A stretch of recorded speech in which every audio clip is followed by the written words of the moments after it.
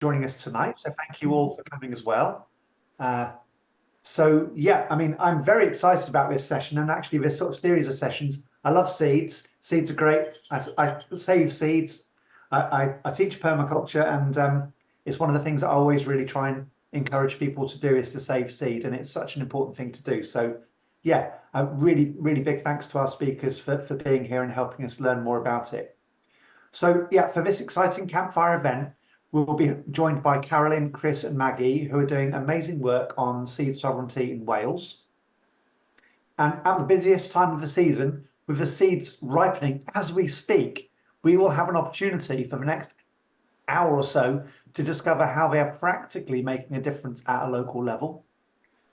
So seed stewardship isn't always the first thing that comes to mind when we think of permaculture. Much of the time people are talking about perennials. However, to create really good holistic food systems, seed obviously has a really important place. We need vegetables, but the annuals are really important, and it was never the intention of permaculture not to have annuals. So we need the vegetables and we need the seeds. So the opportunities are exciting. If you want to put it that way, we've got an opportunity to celebrate, preserve, and reinvigorate our agrobiodiversity, which has declined by 75% or so since industrial seeds were introduced into agriculture.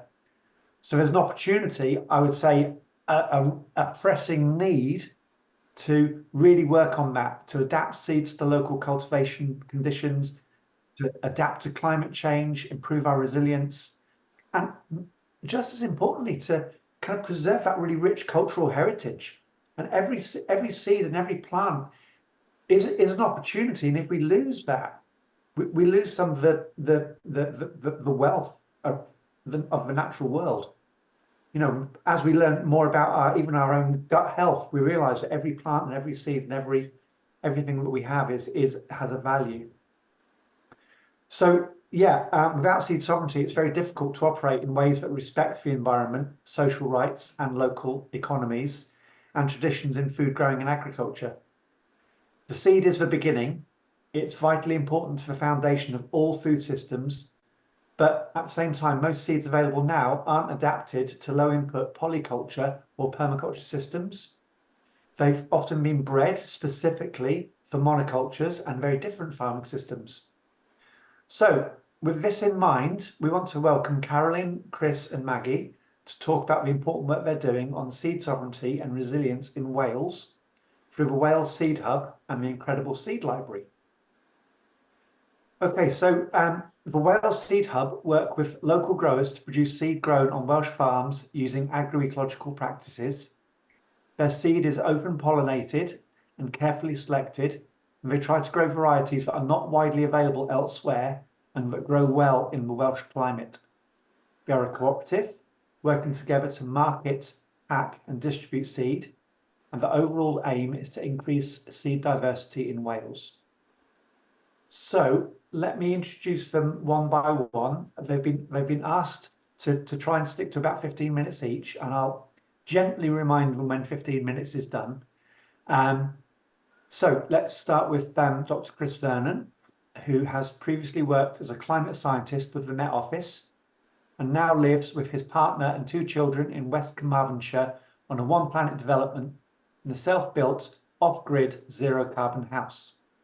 As well as saving seed for his own use, he produces seed commercially for the Wales Seed Hub and Real Seeds.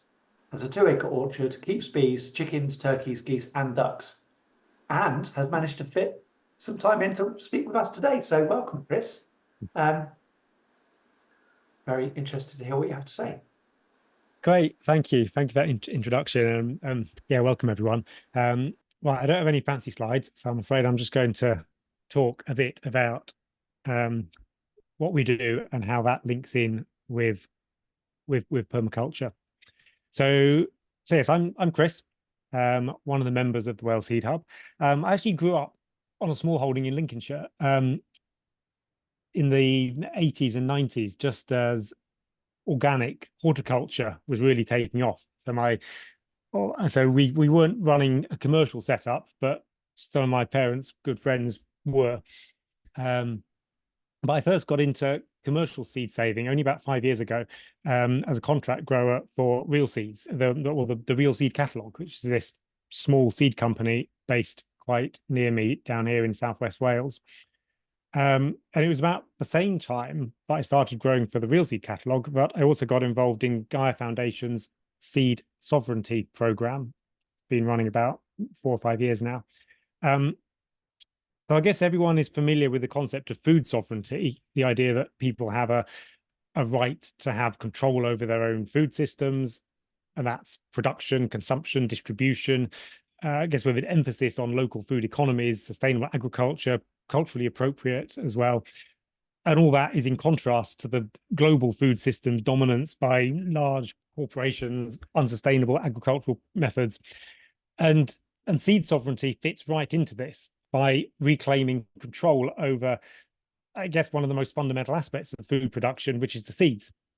Because without the seed sovereignty movement, we risk the seed supply, and that includes the choice, the varieties you get access to, the quality of the seeds, the appropriateness of the seeds for your particular needs. All that could end up being controlled by just a handful of large, sort of globally focused corporations, which would be terrible because we'd lose a lot of diversity, we'd lose genetic material, which is vital for future breeding work. We'd lose local adaptations, which can be sort of many decades, even over a century in some areas. And with that, we lose resilience. And we probably also lose agricultural practices, because seeds often carry with them particular methodologies and traditional knowledge, and even quite closely connected to culture. So if you imagined a world where we went from today's seed environment to one where there were literally only 100 different vegetable varieties on the entire planet controlled by 3 companies, we would lose so much. So that's kind of the underpinning of seed sovereignty, and it's kind of what at the Wales Seed Hub motivates us for doing what we're doing, to avoid that sort of only 3 seed companies in the whole world vision. Anyway, so a bunch of us with guidance from the Gaia Foundation, and a lot of support from Real Seeds, especially Kate McAvoy. She's been great. We set up the Wales Seed Hub. So that was about getting on for 5 years ago now. And we currently have about a dozen growers. Obviously, we're all based in Wales. We're all based on small agroecologically managed holdings, producing open pollinated seed. And this is all seed that we know does well in our environment, because it's been literally tried and tested by us, we hope, in a similar environment, a similar setup to how you would go on to grow it in your gardens. So I mean, that's in contrast to a lot of commercial seed, which isn't even produced in the UK. It may not even be produced in Europe. It may be produced at a very large scale, literally the other side of the planet. And is that going to work in your garden? Possibly, but possibly not. There's definitely no guarantees there. So yeah, so I think this year that's just coming up, because we're not selling seed today, but this year just coming up, I think it'll be our 5th trading year. And I think we'll have well in excess of 50 different varieties available in the new year. And that's grown from just 2 varieties that we started with some sort of 5 years ago. So it's been an interesting task to not only figure out how to produce the seed, but to deal with all of the sort of administration and bureaucracy about running a company. And producing seed is quite a there's quite a lot of legislation around it. It's quite controlled. So like you have to be licensed to sell vegetable seed in the UK. So it's quite a sort of a bureaucratic minefield to set up a seed company, which is why there are not very many seed companies. There's only a handful of seed companies in the country. I guess, yeah, my background is in engineering climate science. As mentioned earlier, my PhD was in glaciology, looking at ice sheet response to climate change. I used to work in the Met Office, but I quit all that about a decade ago in favor of doing something physical cool, rather than just watching the climate collapse from the comfort of my air-conditioned office, which is sort of how I felt, how I saw my life going. But as was mentioned, we moved to Southwest Wales, bought a few acres of land, and we set up our new small holdings. We built a brand new house, zero carbon in construction, zero carbon in use. We're off grid. We made use of a planning policy that's unique to Wales, the One Planet development planning policy that facilitates these low impact new small holdings in the open countryside. But that is a story for another evening. Okay, so permaculture. I guess we know the sort of the ethics of permaculture, sort of earth care, people care, fair shares, and I think they run through our little company, our little the Wales Seed Hub. Now, I should also say that I've never gotten around to completing my PDC myself, but I was fortunate enough to spend a week with a wonderful Patrick Whitefield at his place in Somerset, a bit over a decade ago. And as we've been designing our off-grid house, our small holding, our energy systems, our waste systems, establishing our food production for our own kitchen, and also this the seed business, and we also run this sort of poultry business selling hatching eggs, really, which hatching eggs have a lot of similarities to seed. But anyway, that's again a talk for another day. But these permaculture ethics have always been quite important to us. And regarding earth care, whilst we aren't registered organic ourselves, we are quite closely aligned with organic principles. We don't use any artificial inputs. We're not using any artificial chemical inputs. We do make our own compost. We adopt quite. We're not like religiously low dig, no dig, but I think we're quite sort of low dig, low till, I guess. So we do sort of just spread compost on the beds each year rather than digging it in.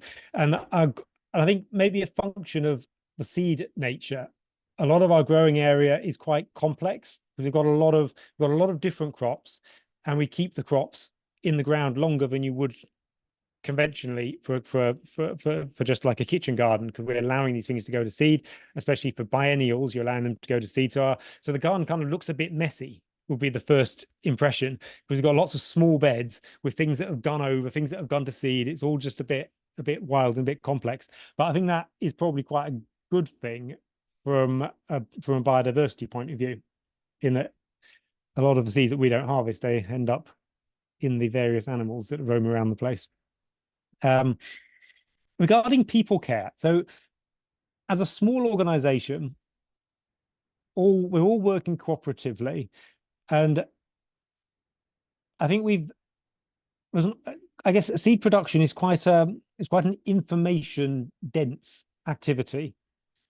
So there's a lot of rules, there's a lot of regulations. All the different species have their own rules and regulations.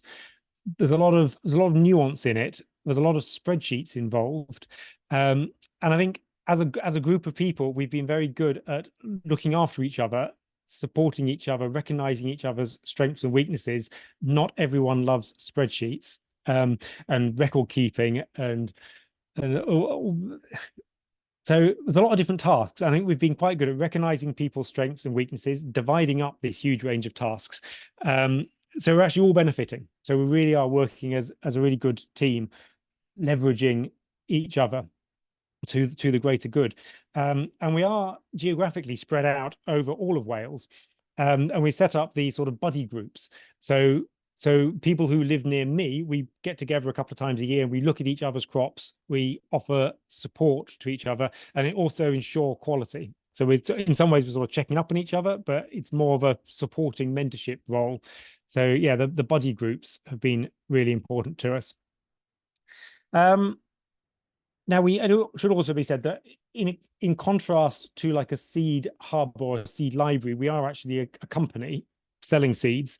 And so we are ensuring that our growers get a fair price for their seeds. And just this year, we've developed a fair way to apportion value to all of the tasks involved in running the seed hub that aren't directly producing seed. So things like running to the post office and getting envelopes printed out and liaising with government officials, all this sort of stuff. So there's an awful lot of stuff involved which isn't actually fingers in the ground. And we've worked out a way to apportion value to that so that everyone's getting a fair remuneration, fair compensation, and there's no profit taken by the organization itself. So all the money that comes in from seed sales is all divvied out to our members in proportion to the work they've done. There are two principles of permaculture I'd like to highlight. The first one is obtaining a yield. So some of the easiest seed crops to produce are completely additional to the food crop you'd get from that species. So tomatoes, for instance, we grow our tomatoes in exactly the same way as we do for our kitchen. They're harvested at the same time, in the same way. And once the seeds are scooped out for processing, all that tomato flesh is available to eat. So not only do we get the seed crop, selling the tomato seed, but we also get many kilos of fruit, which are then pressure can, and we've got enough tomatoes for the whole year. So the seed crop is like a double layer. So we're growing the tomatoes anyway, but the seed crop is additional on top of what we will be doing anyway. But that's not the case for all seed crops. Some seed crops, you absolutely can't eat the product. And the other one I'd like to highlight is small and slow solutions. So I think starting off small and moving slowly is really applicable to seed saving. A lot of seed crops can be grown with a really small number of plants in a really small area, although some plants, some species do have a minimum population size to be aware of and isolation distances. But that also goes for the processing, cleaning the seed, packaging the seed. It varies a lot from crop to crop, but pretty much all the seed crops can be processed and cleaned and packaged by hand on the kitchen table, probably with nothing more than you've got in your kitchen already. And as volumes increase, as the sort of the enterprise gets larger, then you can think about investing in more equipment, more sieves, automatic seed counting machines, threshing machines. So you can literally scale your business from Tupperware and rice all the way up to a sort of humidity and temperature control building. The seed production is a sort of enterprise that responds really well to starting small, starting slow, and scaling up. Right, I've got a couple of minutes left, and the last thing I'll talk about is tips for if you want to start saving seed yourself. So this time of year, if your garden's anything like mine, there's a lot of seeds out there in the garden. So it can be tempting, especially this time of year, just to grab some seed from the garden for next year. And I would probably warn against that. So my tip would be to plan ahead. There are a lot of pitfalls in such a opportunistic harvest. For example, do you remember if the original seed was an F1 hybrid, as many seeds in garden centres and many plug plants are, they're F1 hybrids, and F1s don't grow true from seed, at least not reliably. Does the crop cross with another one? Like, you might look like you've got a brilliant crop out there, but if it's crossed with another different variety, your resulting seed won't grow true, won't be exactly how you expect it to. So are there any other species nearby? What's growing in your neighbor's garden? For example, runner beans and squash will cross with different varieties of runner bean or different varieties of squash several hundred meters away. I mean, they're insect pollinated, so as far as the bee can fly, that's your sort of risk of mixing. Some plants are known as outbreeders, in which you need a minimum population size, and in brassicas that could be 50 odd plants. So if you keep saving seed and you didn't have those big populations, you'd maybe sort of, your plants will get weaker over time. So my tip would be to plan, know your crop. Is it open pollinated or an heirloom crop, sometimes called? Will it cross with other varieties? Do you have enough population? Do you have enough space? Some otherwise small plants grow a lot larger when you're saving them for seed. A radish is a tiny plant, but in the second year, when the radish goes to seed, it becomes quite a large plant. You need a lot more space than you would have originally planted it. But having said all that, if you do want to save seed right now from what's in your garden, just opportunistically, tomatoes, really safe bet, as are French beans. but not runner beans or broad beans. But yeah, tomatoes, French beans, and peas. So really easy seeds to collect. There's not a lot that can go wrong. They don't cross. Don't really care about population sizes, so you'd be safe with those ones. I think I probably used up my time. So I think I will hand over now. Thank you very much. Can you hear me? Yep. You can hear me. Okay. Oh, yeah, it's got off now. You were absolutely perfect. I mean, it's literally just my alarm's literally just going off now, Chris. So thank you for the self-regulating, another permaculture principle. Yeah, and thank you very much for bringing the principles in. That's great. And already you've opened up all the complexity of saving seeds. So yeah, that's a really great starter for the evening. So brilliant. I'll move swiftly on because I'm really keen to make sure we've got time for all the questions that will be building up. So let's hear from Carolyn Moody, or Moo to her friends. Carolyn lives with her partner on a one planet development in Southwest Wales. She's a keen permaculture practitioner, having previously been the treasurer of Paramaethu Cymru, and a long-time veg grower and passionate waste reuser, professional seed producer, and a founder member of the Wales Seed Hub. So yeah, I've always been impressed by Carolyn and your ability to make stuff happen and get stuff done. And yeah, so again, really appreciate you being here, and over to you for 15 minutes. Oh, thank you, Andy. That's really kind of you to say. Right, okay. Hi everybody. My name's Moo. And yes, as Andy said, I'm also a member of the Wales Seed Hub and also live on a one planet development. Yeah, so I do have some slides, so I will just share my screen. Hopefully tech will work this evening. Can everybody see that?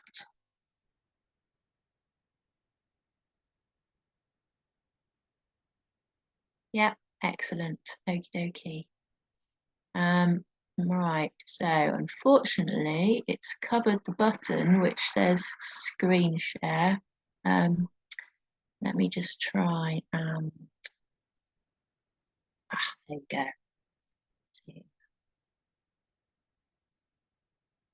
Right, so hoping that's doing its thing, its proper thing now. Right, so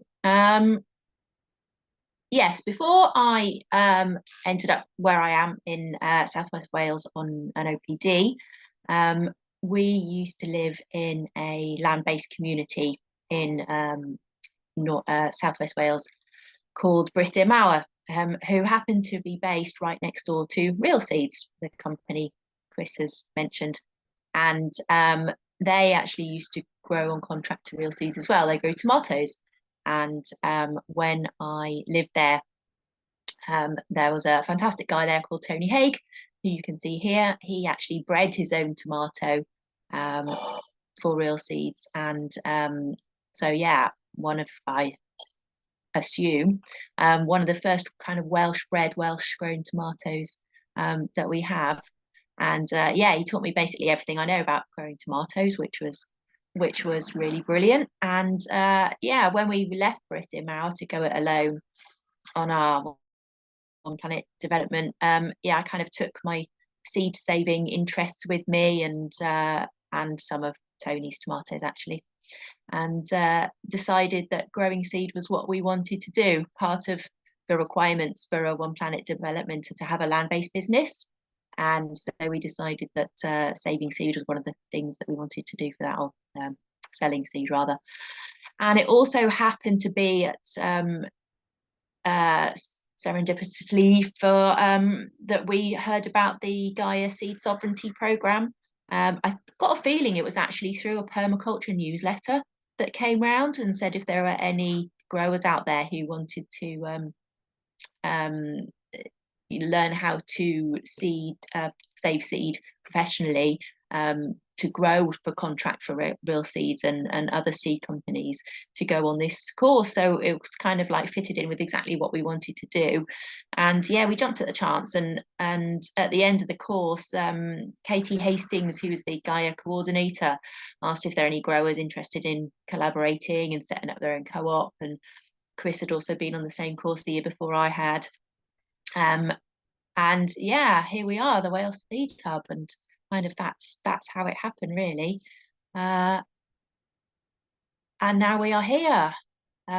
This is Chris and I on our latest incarnation of our seedy store with our seedy seeds at Seedy Saturday. So yeah, we've come quite a long way since the original Gaia course, which is great. Yeah, so this is most of our members at the moment. We've got a couple of new ones who've just joined. They'll be in next year's photo. Yeah, so everybody, each grower is individually responsible for growing and harvesting and processing and drying and testing and packaging and all the things that, you know, they have to be involved with growing seed. We have quite detailed guidance on how all that needs to be done and what records need to be kept to ensure seed quality. And then, yeah, we just market and sell the seed under the Wales Seeds Hub umbrella. And it's the same people who grow the seed as it is who run the hub. So yeah, we all do our bit to make sure we sell lots of lovely seed. As Chris said, we only sell open pollinated seed. It's agroecologically grown. And as far as I know, we're also the only company who doesn't buy in and sell on any seed. It's all grown by our members in Wales. Yeah, so permaculture plays a big part in what me and my partner do on our One Planet development. The ethics and principles are pretty much designed and built into everything that we do, really. And I won't repeat what Chris has said, but a big part for us is kind of that integration of our land-based business and our home life. And it then doesn't become, we don't have a job which is then growing and selling seed. It's just part of how we live, and the fact that everything is really integrated makes everything kind of a lot easier. So yeah, here's our stash of squash and tomatoes after we've got the seed out. And up here, this is actually me taking over my partner's workshop, which makes a fantastic seed drying place for this time of year. So he gets booted out of that, and the seeds move in so they can dry nicely. So it's all about that kind of multiple functions of everything there, really. And yeah, we're still in setup phase at the moment, but once we once we've finished putting in all our greenhouses and finished building our house and all that kind of thing, we'll be generating our own renewable energy, harvesting rainwater. So the ecological footprint of the seeds themselves will actually be really tiny. And obviously we're all getting more interested and in kind of having a low ecological footprint. So seed is one of those things where that can make quite a lot of difference. As Chris said, you don't want to be bringing stuff in from halfway across the world that's been grown with 10 tons of fossil fuels and stuff like that. And in terms of people care and fair shares as well, we do a lot of talks like these. We participate in kind of seed workshops and seed courses, and we have this is up here with our seed saving cards. So we also encourage people, encourage our customers to save their own seeds as well. So it's not like, please buy seed from us every year. Actually, please go out and save your own seed from the varieties that have originally been bought from us, which would be lovely. And so yeah, if we could get everybody selling seed, we'd have a much growing seed, sorry, and saving seed, we'd have a much more resilient system of seed in this country, which would be fantastic. So yeah, and again, I'm going to do what Chris has done and pick a couple of permaculture principles. And two of our favourites, on our land, are produce no waste and integrate rather than separate. One of my photos has completely disappeared off there. Don't know why.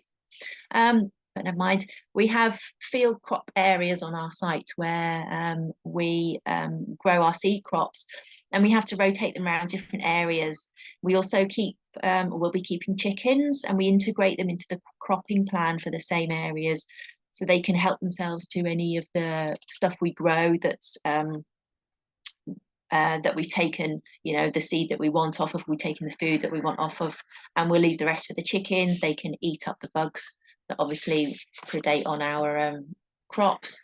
And but obviously we need to fence off these different areas, so we needed to build a fence for them. As part of our seed production system specifically, things need to be completely isolated from each other to avoid this cross-pollination. And we also need beneficial insects to help with the pollination of our seed crops. And obviously they also predate on the pests that feed on them, and they feed the birds that predate on the pests, and all that kind of thing. So we decided to put a fence in between the two areas that actually integrated a lot of these functions as well.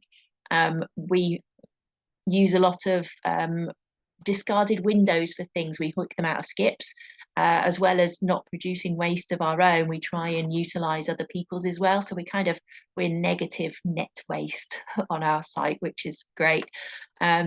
So we built this structure. It's called we call it a netty bed.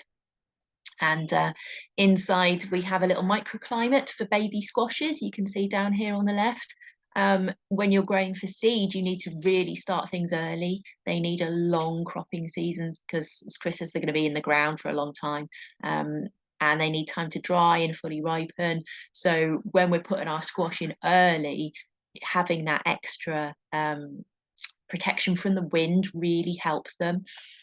You can also see I've got some stock fencing up here, going up to the top, and I grow my peas up here.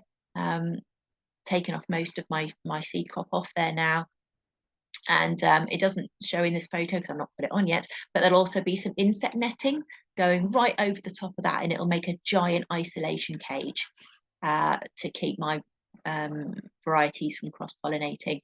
So we built this structure and we put it actually in the middle of the two beds, so it forms the fence.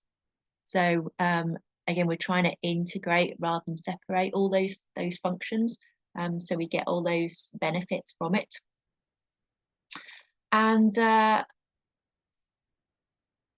yeah, so in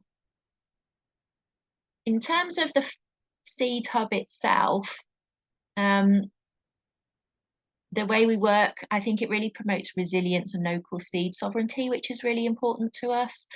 Most seed companies, as I said, they purchase seed in and then they process and pack it and sell it on. We have no central processing facilities actually. So so we have all the growers process and pack their own seed, and there's no separation between the grower and the retailer. And we just use the hub as an umbrella. So we decide as growers what we want to grow, what price the seed is, how much to grow, how much to pack. We're taking all the risk. And again, we are the people who run the seed as well. If you were kind of just growing on contract, like growing on contract to real seed, you'd just be told what to grow. But because our growers choose what to grow, they're all really interested in seed sovereignty. And I think it's probably one of the main reasons for joining the hub. We really want to facilitate it and promote Welsh varieties and, prevent them from dying out. And we're all really active in trying to seek these out. Local varieties mean they're really adapted to our local conditions here in the west of the UK. So lots of rain. So obviously our varieties need to be able to, do well in that climate. And many of our members have brought with them local seed varieties that they've been growing for a long time and really want to champion. So down here, I grow the gardener's ecstasy tomatoes that Tony bred up at Britdeer, and they grow fantastically well in Wales. This is the Machynlleth mini bean that Sue, one of our other members, brought with her from her previous involvement with the Dovey Valley Seed Savers Network. Penny's up here with her Lulu tomatoes that she got from her friend Lulu, who originally got them from a lady in Serbia who gave them to Lulu through her son. So it's kind of all these networks here. And these are Maggie's Belotti beans, which are actually called Maggie's Belottis. And she's been growing them on her site in Llanelli for more than a decade. So a lot of our seeds, they have these stories of heritage and sovereignty. And our members also bring skills with them, you know, through Chris's working relationship with Real Seeds. He brings a wealth of information about, you know, commercial seed saving production. Katie and Sue, with their relationship with the Gaia Foundation, we have involvement in all sorts of other collaborations, helping groups of seed growers in other parts of the UK set up similar hubs. Next week, we've got an event in Cardiff where we'll be taste testing the results of some UK-wide trials of some new blight-resistant tomatoes as well. Maggie, as you're going to hear from in a minute, she runs the Incredible Seed Library. She does lots of seed-saving presentations and demos and all sorts of stuff. You know, we can't get involved in everything, but I think the independence we have as growers and members means there's generally someone who's getting involved in something related to seed sovereignty who can just bring that back to the hub as well. I think if we were simply employees, that wouldn't happen. It also makes us more resilient as well. If we come across some rare seed, we can share it out and we can trial it on different plots. Obviously, this gives good trial results in different conditions, but it means if you've got a failure, it's not a total disaster. And we have working groups who discuss different aspects of developing and running the hub, everything from, you know, membership requirements to improving the catalogue. And if someone's busy, other people can just kind of pick things up and carry on. I mean, we do have specialist stuff like doing the website and doing the accounts, which are done by one person, but otherwise we don't tend to have one person who does everything. Between us, we kind of, as Chris has said, we play to our strengths. And you know, and we're also able to grow a wide variety of different crops because we're all on different sites and we have different growing conditions, and some of us are near neighbours and some of us aren't. So yeah, between us, we tend to be able to cover a lot more than we could do if we were just one company in one location. So yeah, kind of translating that to permaculture speaks. We have members who perform multiple functions and functions that are performed by multiple members. So, you know, it's all about the connections, isn't it, really? Yeah, I think that's it from me. I hope I did okay on time, Andy. That was absolutely perfect. Yeah. Thank you so much. I mean, I just want to say, wow, isn't cooperation brilliant? Yeah.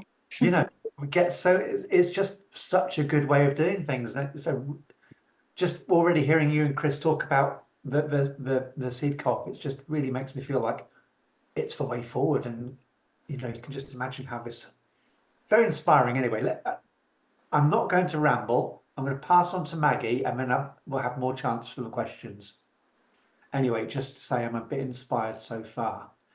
So Maggie Carr is involved in the Wales Seed Hub and is the founder of the Incredible Seed Library, a non-profit organisation which provides 10 free packets of open pollinated seeds to members every year, with the hope that people will grow and return seeds to distribute in following years. Maggie is committed to protecting seed sovereignty and our collective ability to feed ourselves. She offers education about seed saving as well as running the seed library, and we are delighted to have you here this evening. Thank you, Maggie. Thank you, thank you. So I'm just going to run a slideshow. So can you see that?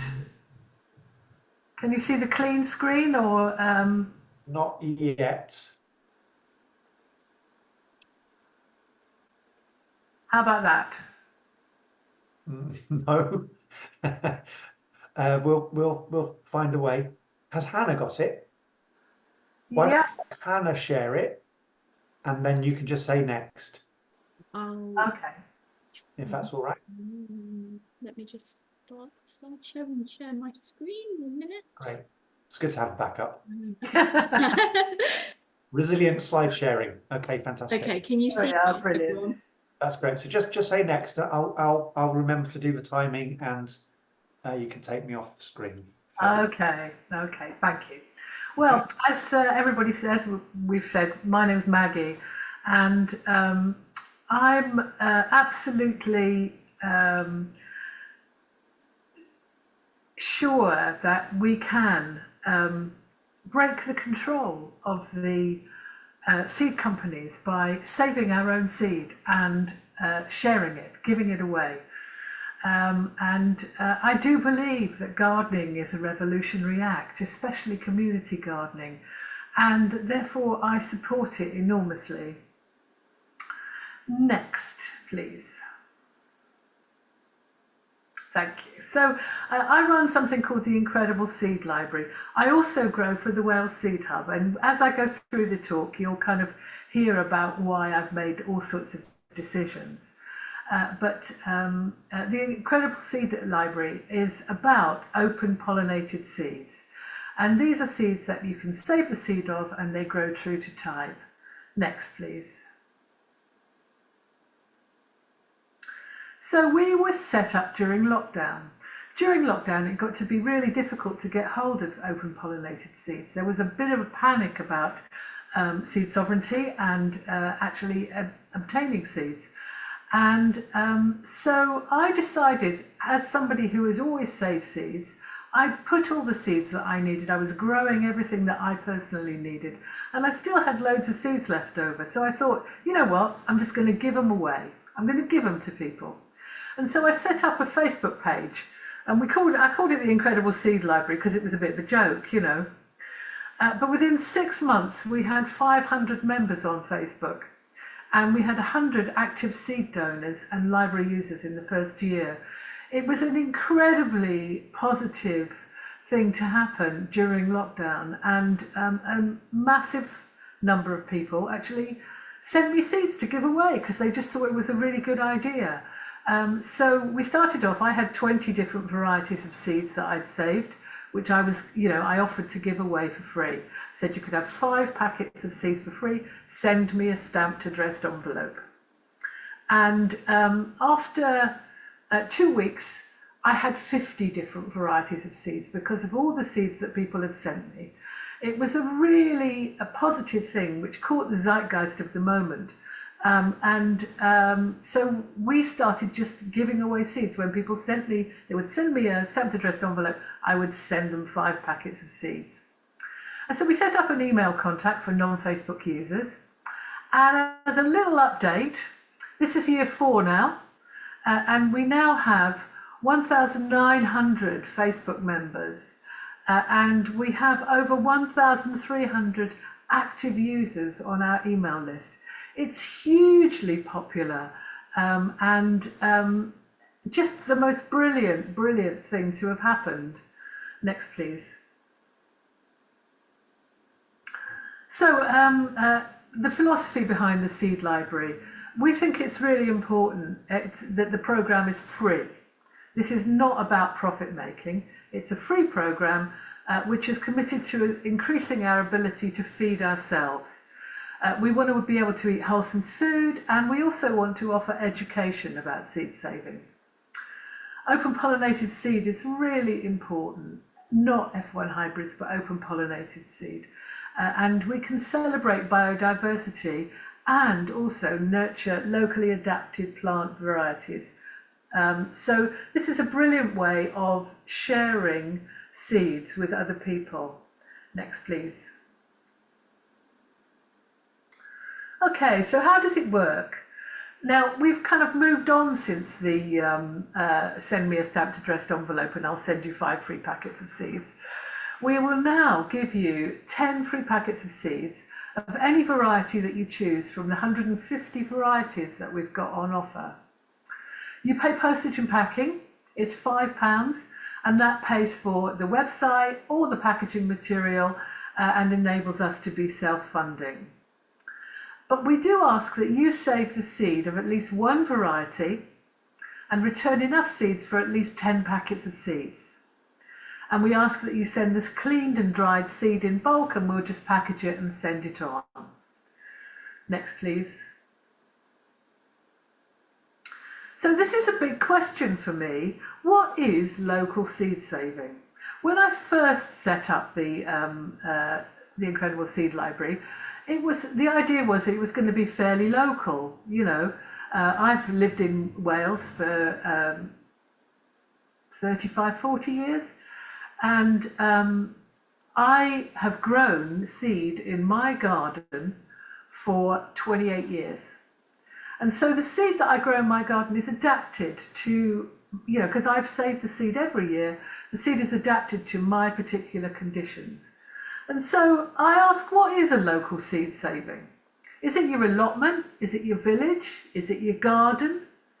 Or possibly your county? Or, as has turned out with the Incredible Seed Library, is it your country? And we send seeds to anyone in the UK. Now, this is kind of like half and half, good and bad, because actually it is still local, the UK. It's it's not China, it's not America, it's not a completely different country around the world. It's very local globally. But if you look at the conditions in Wales and you compare them to the conditions in East Anglia, they're hugely different. The conditions in East Anglia are almost desert-like, you know. You get 10 to 20 inches of rain over there, and here we get an awful lot more than that. So the conditions do vary even within an area as small as the UK. So what is local? It's a difficult one. Next, please. So what does the Seed Library offer? So one of the things that we wanted to do was, if we're asking people to save seeds, we want to make sure people know how to save the seeds. So we offered some training to ensure that quality seed is donated. We developed this during lockdown, and so it was delivered using Zoom. We want people to be able to save seed that's true to type and viable. And so we ask people who are new to seed saving to start with easy seeds. And as I said, we offered the training on YouTube. Next, please. Okay, so the course was called Introduction to Seed Saving. And the course content was background information. But one of the most important things, of course, for seed saving is careful observation of the varieties that you're growing. Now, we do this as gardeners anyway, you know, especially as organic gardeners. You look at what you're growing. You're aware of the changes day to day. We need to know how plants are pollinated. Are they self-pollinated? Are they pollinated by insects? Are they wind-pollinated? What will cross? So understanding the Latin names of plants is actually quite important, because it's the species that tells you whether it will cross or not with others of the same species.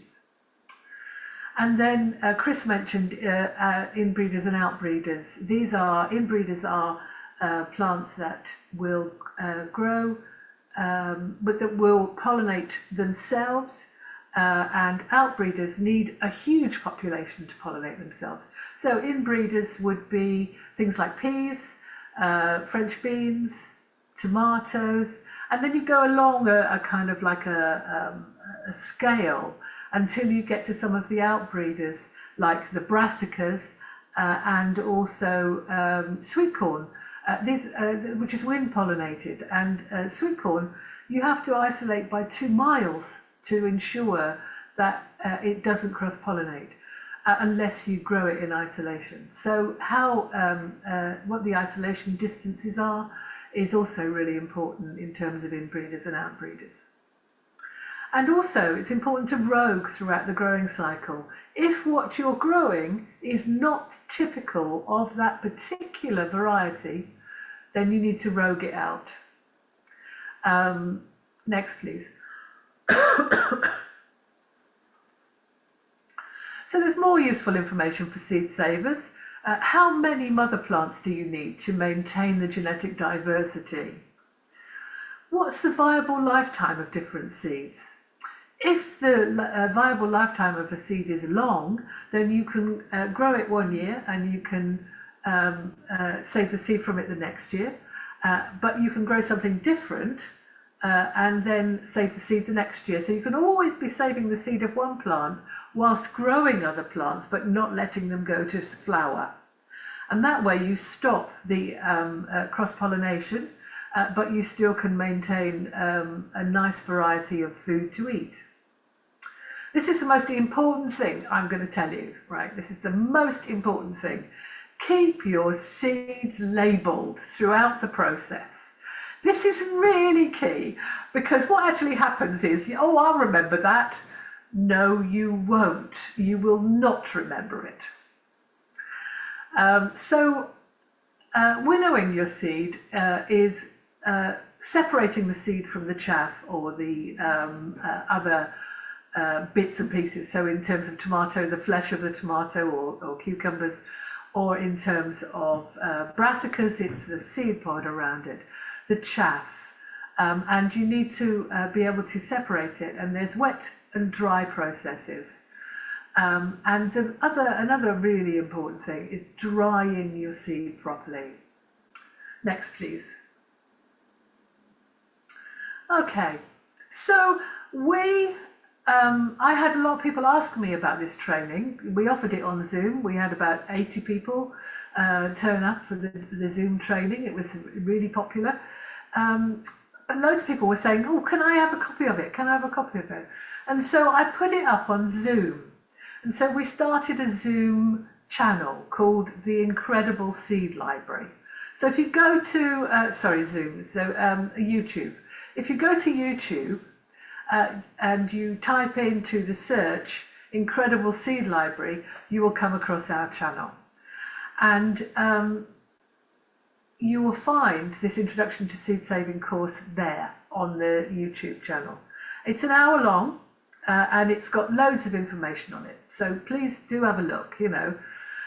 However, during lockdown, one of the big problems was that people's attention span really got smaller, and so we started doing seed shorts, just little 5-minute videos on how to save seeds. Next, please. So we introduced more complex techniques, isolation techniques, peppers, and pollination techniques for squashes and courgettes where they can be hand pollinated. Next, please. I'm zooming through here, Hannah, sorry. So the YouTube channel, we've got the seed shorts, we've got the training, and we've got other bits and pieces on there as well. And they're all to save one particular, or a lot of them are to save one particular type of vegetable. So there's a lot of information packed into a 5-minute video. Next, please. So we also have a program of seed guardians. This is about sharing the workload.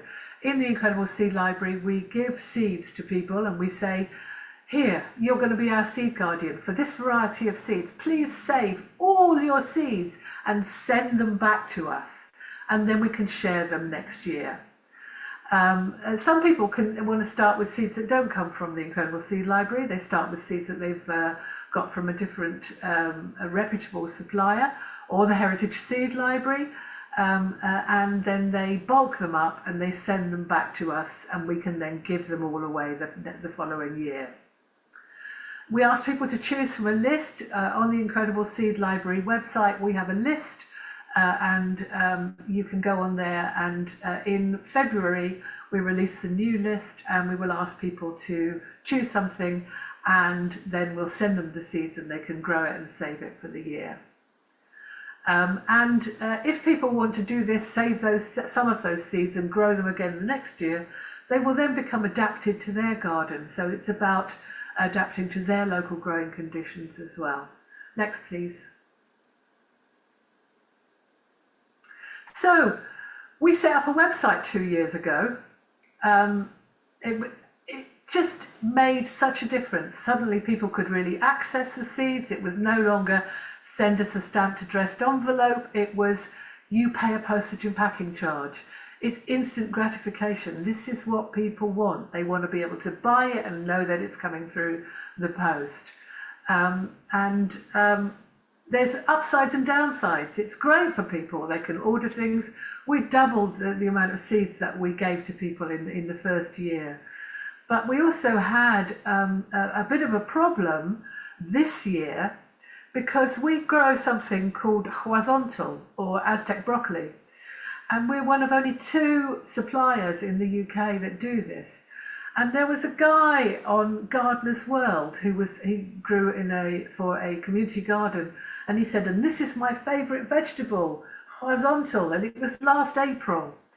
And we had, for the horizontal, over 150 orders in 12 hours. Now we're only, it's me. I do this, I pack everything, right? And 150 orders, you can have 10 packets of seeds.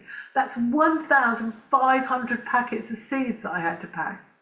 I did it in less than a week, but it was ridiculous, And then one of the people who ordered seeds from this order happened to be the writer for the gardening column of the Guardian Weekend magazine. And he put the link in the blooming Weekend magazine, and suddenly I'm like drowning again, And so, most people go, oh, that's fantastic. I'm going, oh no, because I can't deal with it all.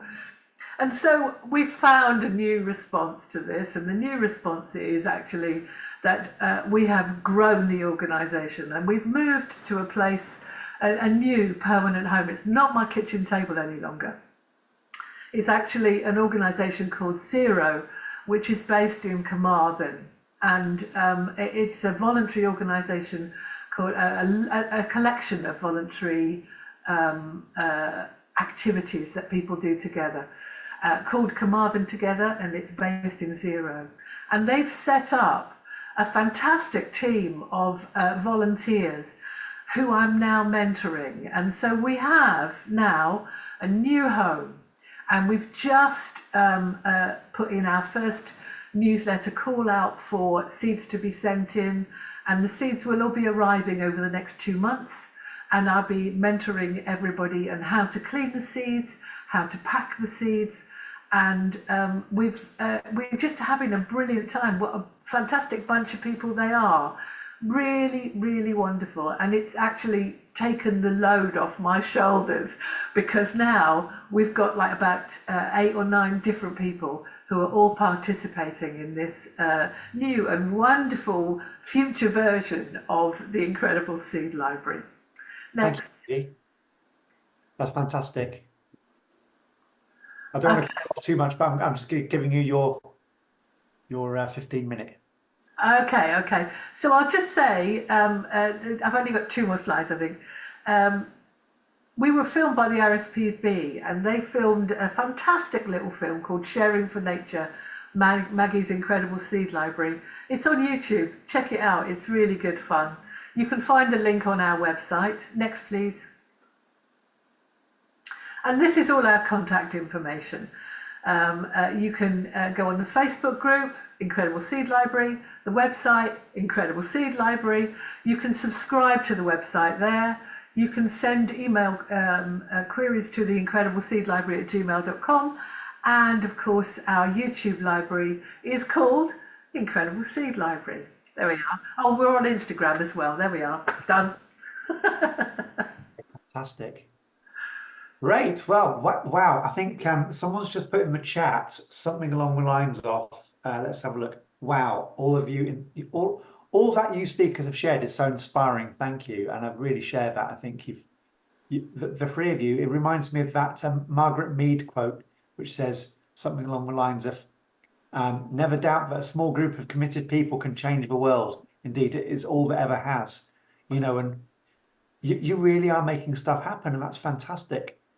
So now I'm just counting up, I've got 7 questions I'd like to ask.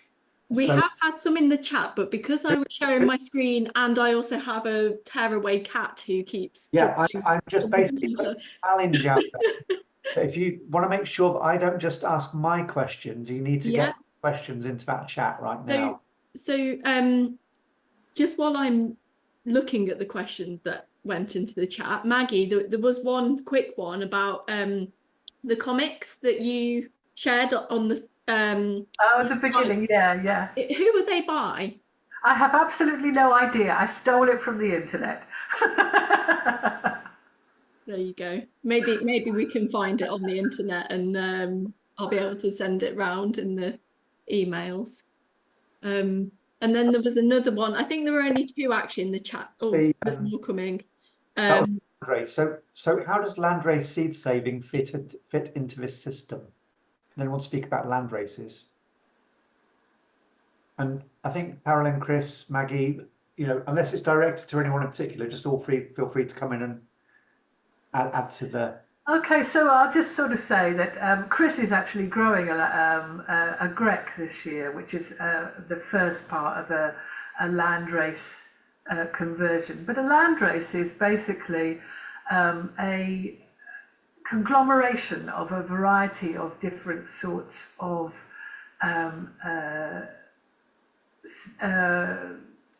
varieties, so that you would take maybe 6 different varieties of brassicas and you would grow them all together, and then they would all cross-pollinate. Okay.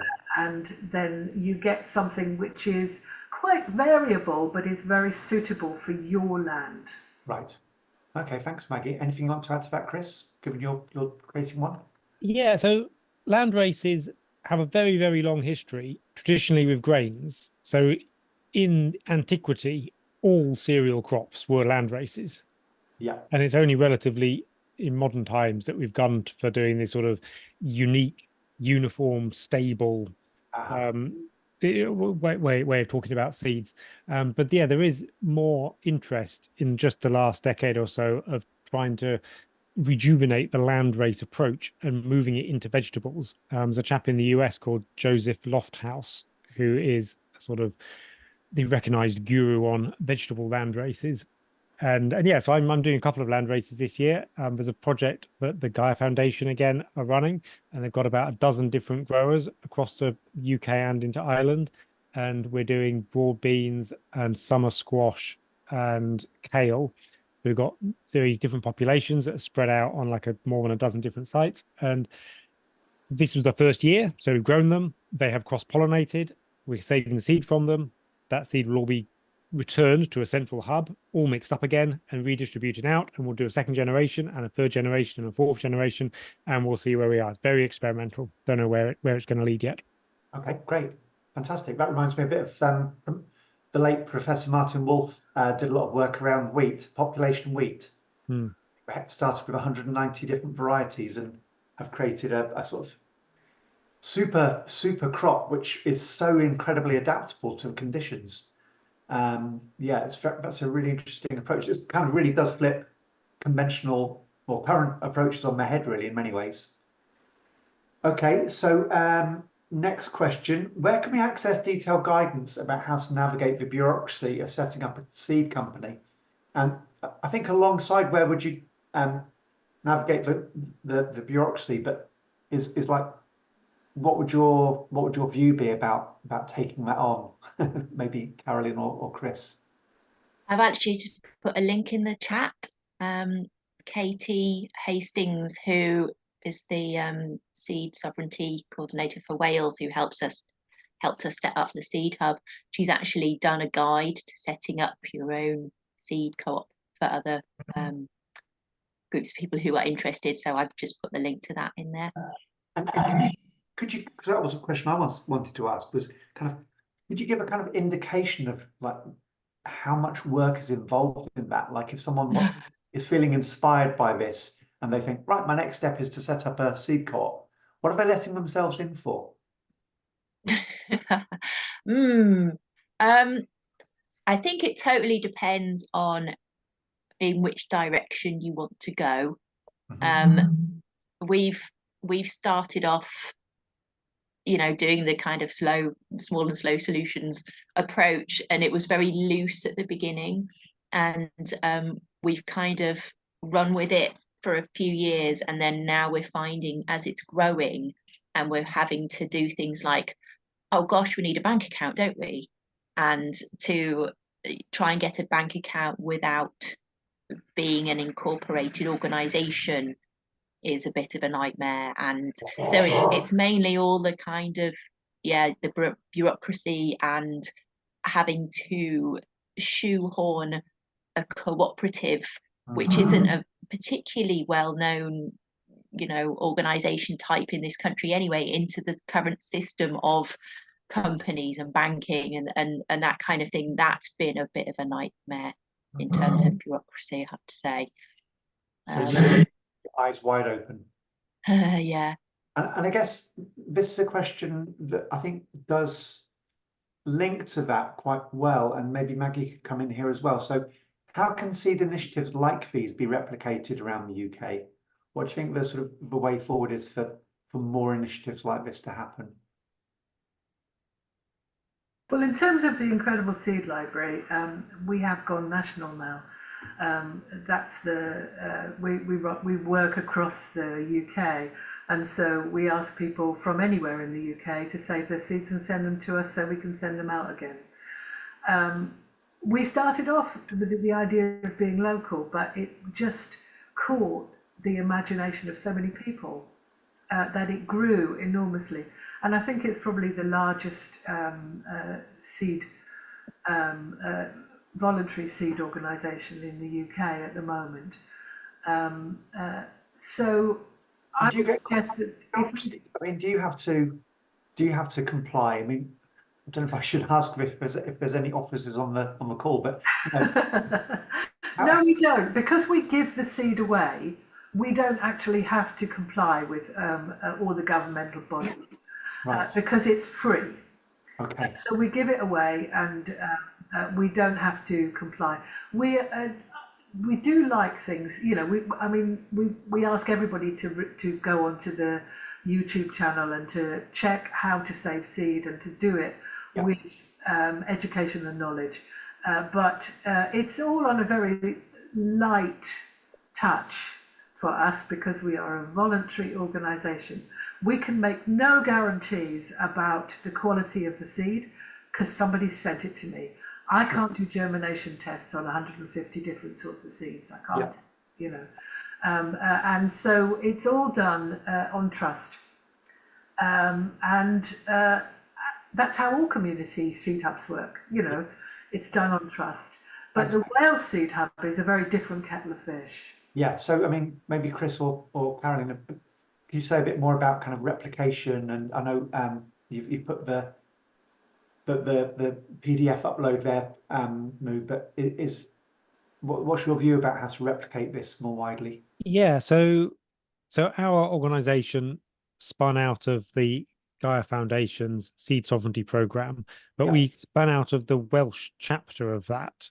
And Katie Hastings, the lady who wrote this PDF that Moo's just circulated the link to, she is the Wales coordinator, but there is also a Scotland coordinator. There's also a North of England coordinator. There's also a Southwest coordinator. So I think at least for Scotland and the North of England are looking to do their own seed hub initiatives following the same sort of structure as we've done. So yes, if you happen to live in Scotland, then get in touch with the Scottish coordinator through the Gaia Foundation's Seed Sovereignty Programme and see where that takes you. So there is some good advice out there. That's fantastic. Okay, so I've got a question here. I'm not quite sure who it's from. It says, any happy crossbred varieties? I crossed sprouts and kale and call it sprail. Loads of kale leaves in winter and great number of shoots in the spring. So, any unexpected crosses that you've come across? No, I try and avoid the crossing. One of the threads through this conversation is there is a distinct difference between producing seed commercially for sale and producing seed for yourself. For yourself, anything goes. You can throw away a lot of the rules. You can play fast and loose. But when you're selling it, like it has to be stable and uniform. So a first generation cross, you cannot expect the second and third and fourth and fifth generations to do the same thing. But in order for it to be marketed, you need to show that it is uniform and stable.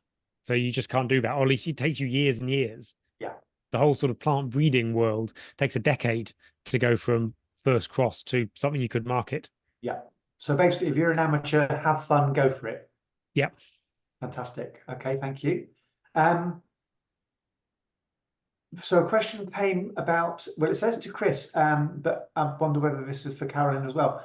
How have you worked out how to apportion the value of the activities that are not directly the seed saving? So I think that's more like, how do you run your co-op and how do you make sure everyone gets a fair share of the income?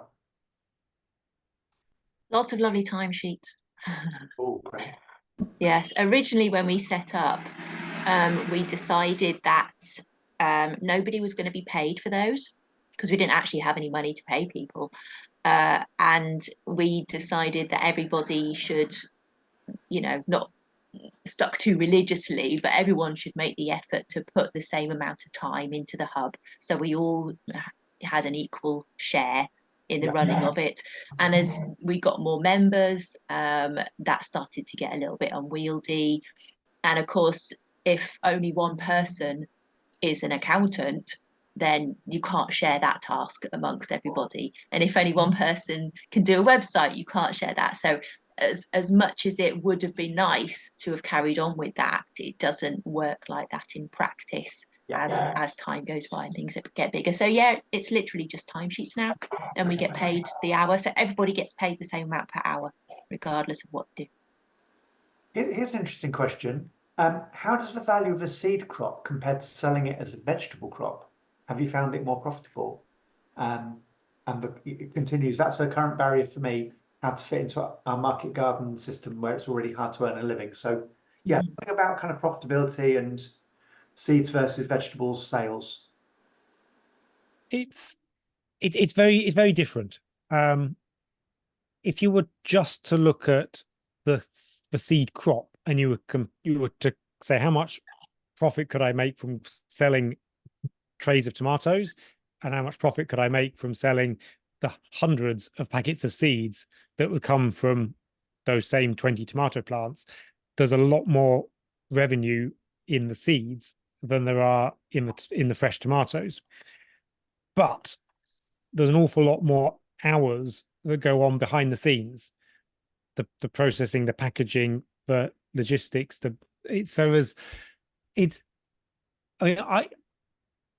I think the seed crops are more profitable than a food crop would be on my scale, but my scale is very small. I couldn't sell veg from my plot at any kind of profit at all.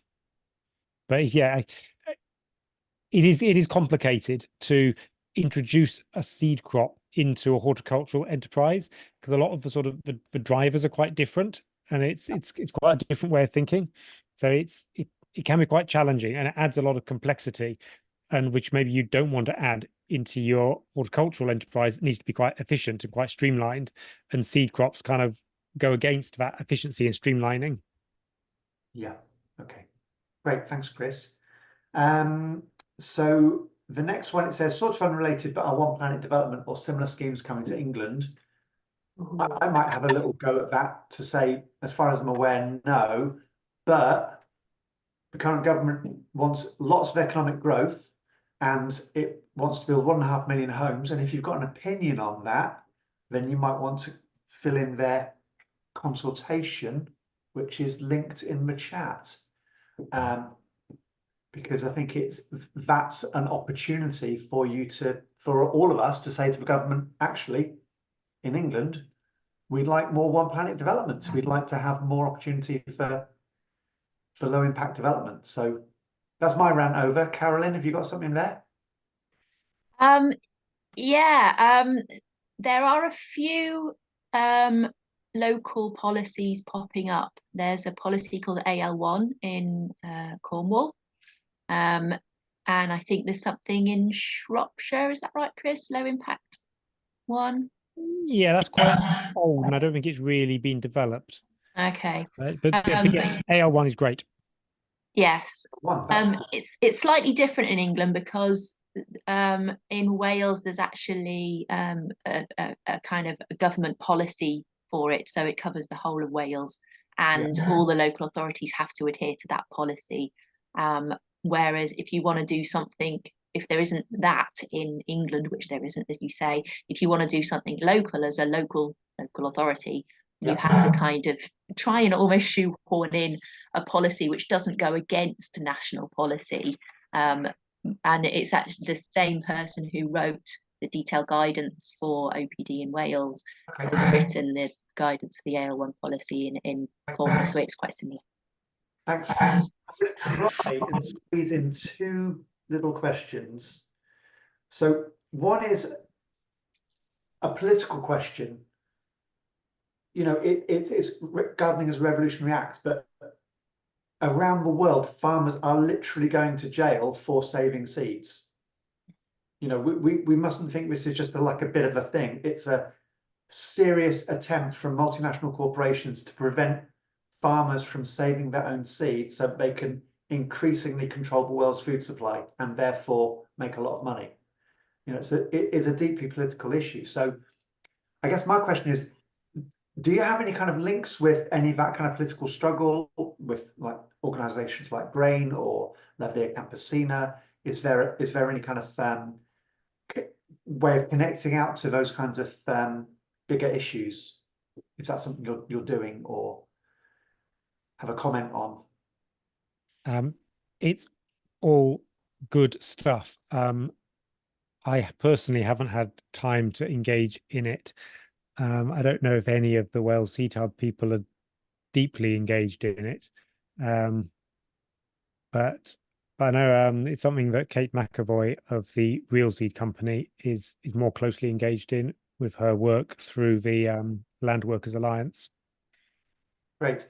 Well, so my second question, which is for all three of you, which sort of follows on from that, is given the importance of seed and given the importance of the work we've been talking about, what would each of your kind of top recommendations be for all the good people that have turned up to listen and learn and share? So what would your take home message be for us to take on? So maybe go Chris, Carolyn, and Maggie. Buy open pollinated seed from small seed companies. Excellent answer.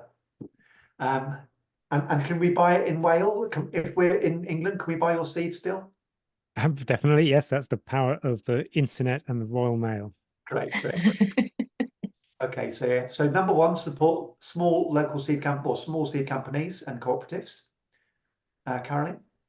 I'll say save your own seed.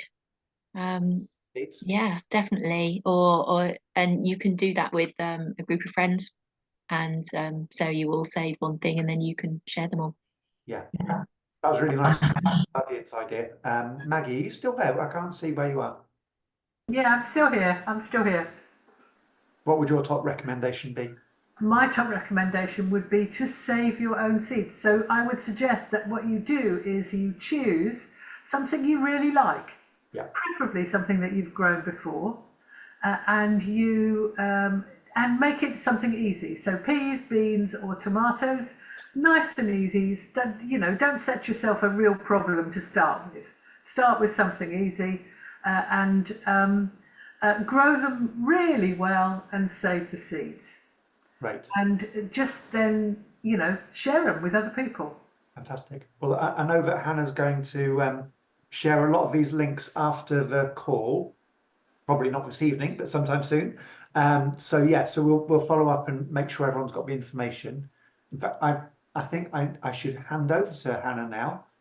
Before I do, I just want to finally say a very big thank you to Maggie, Chris, and Carolyn for what has been a really fantastic set of talks and some very inspiring projects and work that you're doing. So can we give a collective round of applause? And if you want to take your mute off, we could actually say, woo, thanks very much. Thank you. Great. Yeah, Brilliant. brilliant. Thank you very much. Oh, I love it. Yeah, thank you so much. That was so brilliant and so inspiring. And yeah, I love everything about seed. And now my enthusiasm has been rejuvenated yet again. So thank you for that. So I've shared a link in the chat to the feedback form. So yeah, please do go away and fill that in for us, because as I said earlier, it helps us to really refine these sessions. And I'll send an email round just to let you all know about our upcoming events. I won't go through them again because I went through them at the start, but we have got lots of like really exciting more seed campfires coming up and a masterclass later this month. We're also going to be announcing our educators and diploma online gathering details very soon. We've not got those quite firmed up yet, but if you want to sort of stay up to date on things that are going on with us, you can go to our website. I did put the link in the chat earlier, but I'll share it in the email afterwards, and you can subscribe to our newsletter.